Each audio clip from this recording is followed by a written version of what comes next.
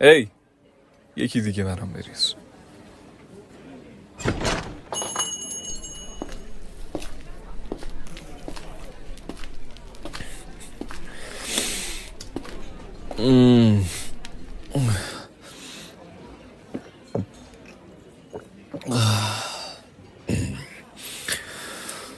سلام رفیق، بالاخره یافتمت. میدونی چند وقت پی تو میگیرم؟ حالت خوب نیست، فکر کنم اشتباه گرفتی. من یه نگاه به خودت بنداز، انگار خیلی حالت خوبه اومدی اینجا.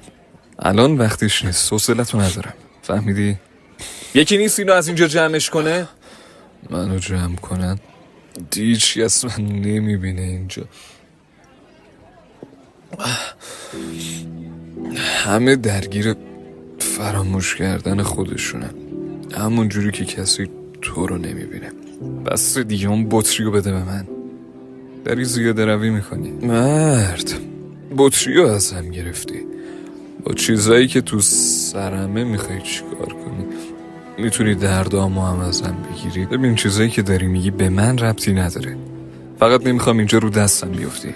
خب چرا؟ اتفاقا همش به تو مربوطه، همش. یه خورده دیگه به خوردن اون زهرماری ادامه بده تا بفهمی من و تو چقدر به هم ربط داریم. اومدی اینجا چیکار؟ انقدر بخوری تا یادت بره، چون من همه چی رو یادمه، همه چی رو. نه اومدم چیزی رو فراموش کنم، نه اینکه چیزی رو به یاد بیارم. فقط میخوام با یه چیزایی که نمیتونم کنار بیام. یه لحظه، فقط یه لحظه نمیخوام صدایی بشنوم، نمیخوام چیزی ببینم، نمیخوام چیزی حس کنم، هیچی نمیخوام. برای یه لحظه فقط برای خودم باشم. گفتم که دنبالت میگشتم.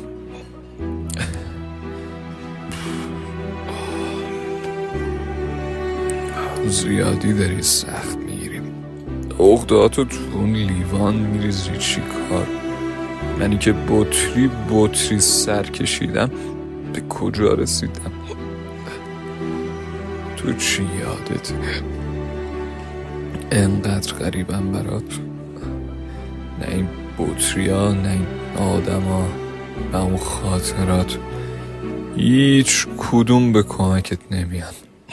متوجه نیست؟ من میدونم، جفتمون میدونیم، فقط نمیخوایم باور کنیم، مگه نه؟ اون شیشه رو بده من رفیق من. انقدر جفتمون آزار نده، سختش نکن. من سختش میکنم؟ نگام کن، نفسم بند میاد از چارچوبی که هر روز برام تنگتر میشه. روز به روز برام سخترش میکنن. انتظار داری سخت نگیرم؟ بعضی وقتا دلم میخواد شونه خالی کنم. یه دونه من برای این همه کافی نیست. ما هیچ وقت قرار نیست کافی باشیم.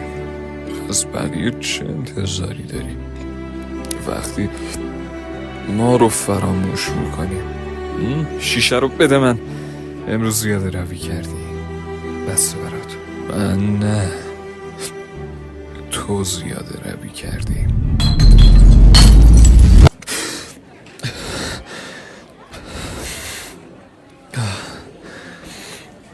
زیاده روی کردی پسر، اینجا جای خواب نیست.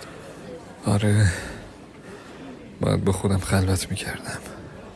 یکی دیگه میخوای؟ نه، به اندازه کافی از خودم غافل شدم دیگه. نه